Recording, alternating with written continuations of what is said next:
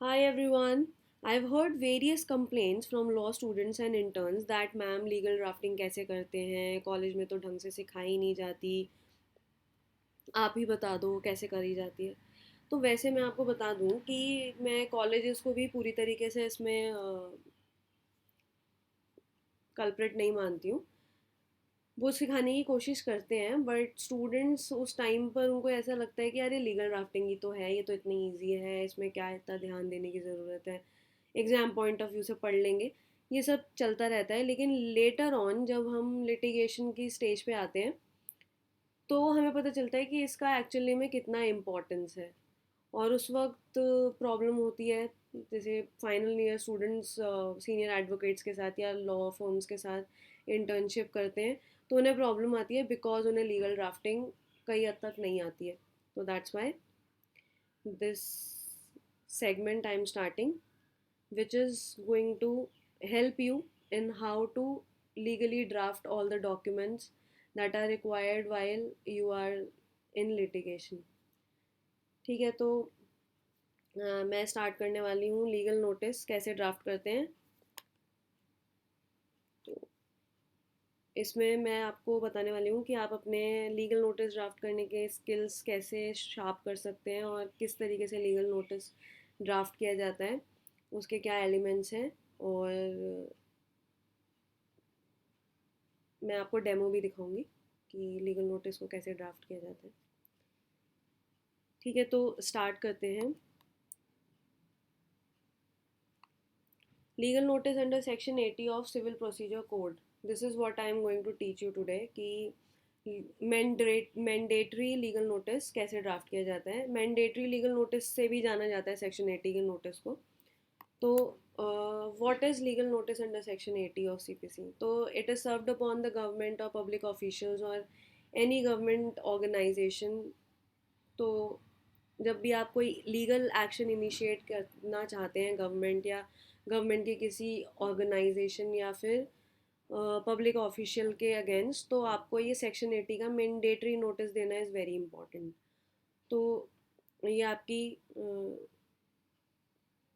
और ये उसकी ऑफिशियल ड्यूटी के एक्सपायरेशन 2 मंथ्स के एक्सपायरेशन के अंडर देना इज़ इम्पॉर्टेंट। ठीक है, अब why legal notice? It is sent as a warning to the receiver.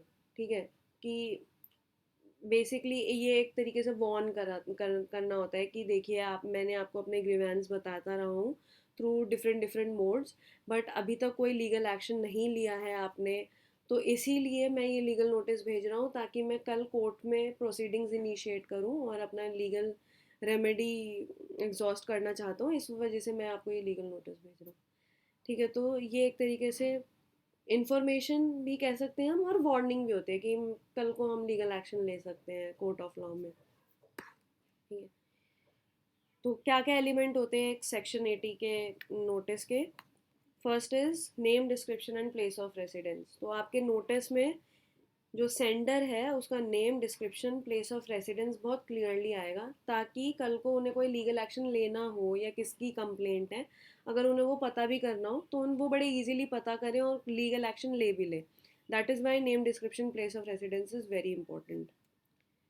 Now the second thing is statement of cause of action. तो क्या प्रॉब्लम है आपकी, वो बताना ज़रूरी है। और statement of cause of action basically क्या होता है कि किस वजह से आपका ग्रीवेंस है या फिर कब से आपका ग्रीवेंस है। तो कॉज ऑफ एक्शन बेसिकली इसका मीनिंग ही यही होता है कि जो आपका ग्रीवेंस है या फिर कब से लीगल एक्शन के लिए आप एलिजिबल हो गए, तो वो स्टेटमेंट आपको देनी ज़रूरी होती है अपने लीगल नोटिस में, ताकि उनको पता चले कि एक्चुअली में प्रॉब्लम क्या है। Third is the relief claim by the sender. तो जो भी आप लीगल नोटिस भेज रहे हैं, जो भी प्रॉब्लम है, आप क्या रिलीफ सॉर्ट कर रहे हैं अथॉरिटी से, वो भी आप लीगल नोटिस में लिखेंगे, ताकि क्या पता वो रिप्लाई में ही आपको सेटिस्फाई कर दें और लीगल एक्शन ले लें, तो आपको कोई लीगल प्रोसीडिंग इनिशिएट करनी ना पड़े। इस वजह से आप अपनी रिलीफ भी लीगल नोटिस में लिखते हैं। Then it is summary of the legal basis for the relief claim. ठीक है, तो जो भी आपने लिखा है अपने लीगल नोटिस में, उसका पूरा लीगल बेसिस कि भाई किस बेसिस पे मैं ये लीगल नोटिस आपको सर्व कर रहा हूँ, वो लिखना है, इज़ वेरी इंपॉर्टेंट। ठीक है, तो let's try it in word, MS word, कि कैसे लीगल नोटिस ड्राफ्ट हो सकता है और कैसे किया जाता है।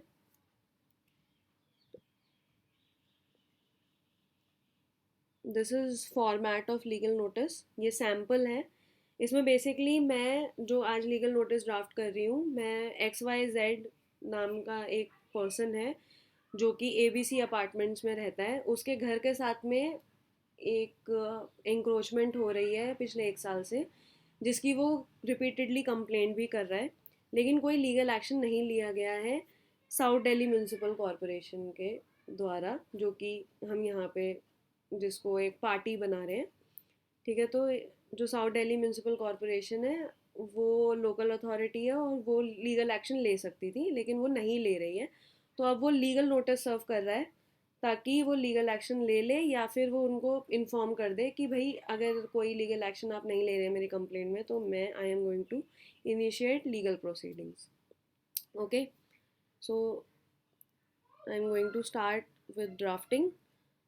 सो registered AD speed post courier जो आपको बिल्कुल टॉप पे नज़र आ रहा है, ये जो है, ये बेसिकली आप तीनों लिख सकते हैं। ये बेसिकली आप ये तो तीनों लिख सकते हैं या फिर एक एक करके लिख सकते हैं। बेसिकली ये लिखा ही इसलिए जाता है ताकि बता सकें किस मोड के थ्रू हम सर्विस कर रहे हैं।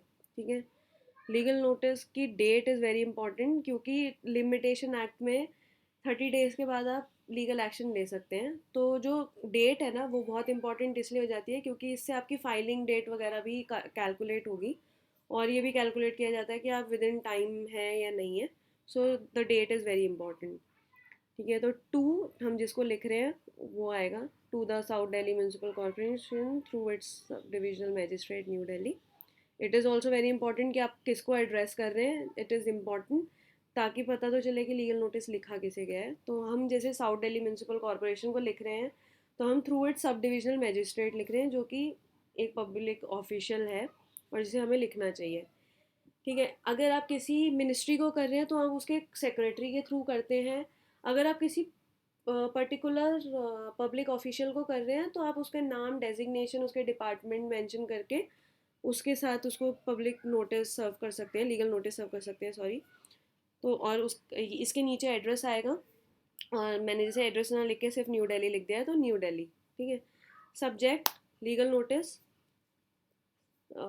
Now this is, sir, upon instructions from our client Shri XYZ, resident of ABC Apartments, ground floor, New Delhi, we are serving this legal notice to you.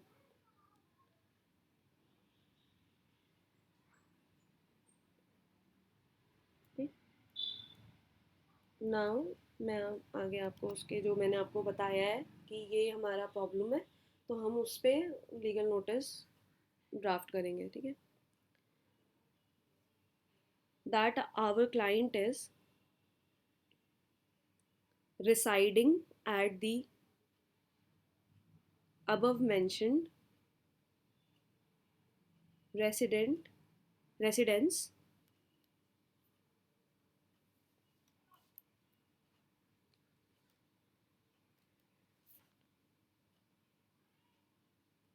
and is complaining about the encroachment happening adjacent to his house to the local authorities since 1 year, comma, but, comma, no concrete action is taken so far by the officials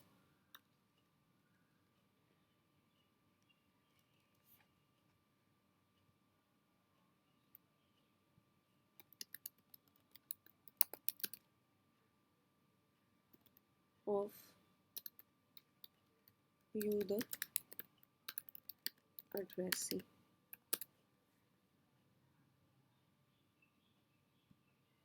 सी जैसे आप, मैं अभी screen पे मेरा dash आ गया है, तो मैं आपको दिखा देती हूँ. टाइम्स न्यू रोमन में ड्राफ्ट कर रही हूँ. 14 फॉन्ट साइज है. जस्टिफाइड अलाइनमेंट है. जो स्पेसिंग है वो 1.5 में रखी गई है. ठीक है. so this is the standard of writing, but no concrete action is taken so far by the officials of you the addressee. तो हमने अपना cause of statement of cause of action दे दिया है कि भाई मेरे घर के एडजेसेंट इंक्रोचमेंट हो रही है और इस पर कोई लोकल अथॉरिटी ने अभी तक एक्शन नहीं लिया, जबकि मैं रिपीटेडली कंप्लेंट कर रहा हूँ. ठीक है. नाउ हम लिखेंगे हमारा रिलीफ, कि हम क्या रिलीफ हो सकता है, हमें हम क्या रिलीफ सॉर्ट कर रहे हैं. That our client wants this encroachment to be removed as it is illegal and is done by the goons in the area, as well as it is ruining the natural beauty of my home and adjacent locality,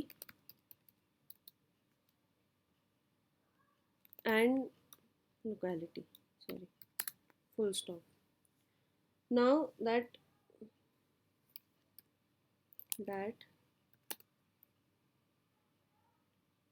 despite several attempts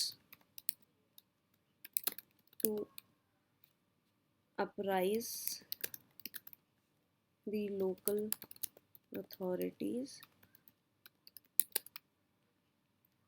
no action was taken.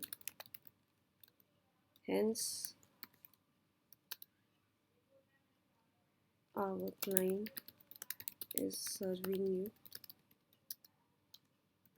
the addressee with the present legal notice.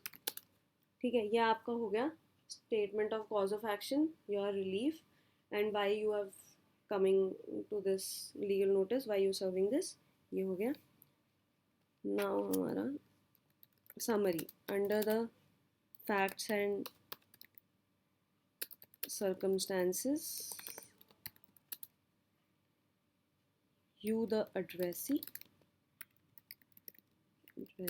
is hereby informed that on serving upon of this legal notice, if no action is taken within 1 month,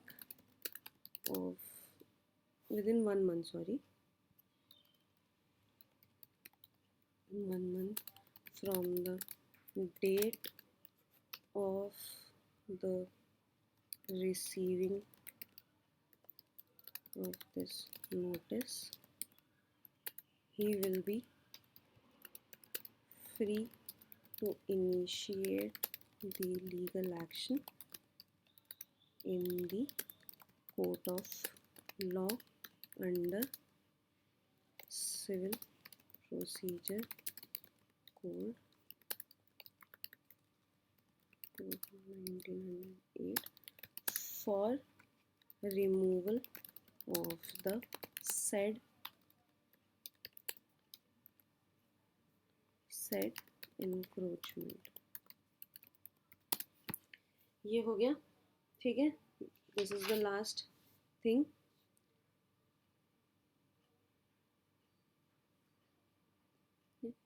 Now undersigned में basically lawyer जो लिख रहा है उसका आएगा, and signatures ठीक है, this is how a legal notice is drafted. तो मुझे लगता है कि आपको समझ आ गया होगा कि एक लीगल नोटिस कैसे ड्राफ्ट किया जाता है। ये थोड़ा सा टेक्निकल ग्लिच वगैरह अगर इधर उधर हुआ हो तो please don't mind it, because obviously I am trying to just give you a demo, and please appreciate if you liked the video. Please go like, share, comment and share it with your peers to tell them कि legal notice कैसे draft किया जाता है। और आपको अगर ये video पसंद आई हो तो मुझे कमेंट सेक्शन में आप लिख के ये भी बता सकते हैं कि आपको अगली ड्राफ्टिंग किस लीगल नोटिस के बारे में जाननी है। तो मैं आपको दूसरे लीगल नोटिस के बारे में भी बताऊंगी। कोई स्पेसिफिक लीगल नोटिस जो आपके माइंड में हो वो आप मुझे कमेंट करके बता सकते हैं। मेरी next video basically legal notice जो हम सेक्शन 138 नेगोशिएबल इंस्ट्रूमेंट एक्ट में सर्व करते हैं डिफ़ॉल्टर पे, मेरी नेक्स्ट वीडियो उस पे होगी। तो keep stay tuned with the channel and keep giving your support and love to us. Thank you for watching this video. Don't forget to subscribe and press the bell icon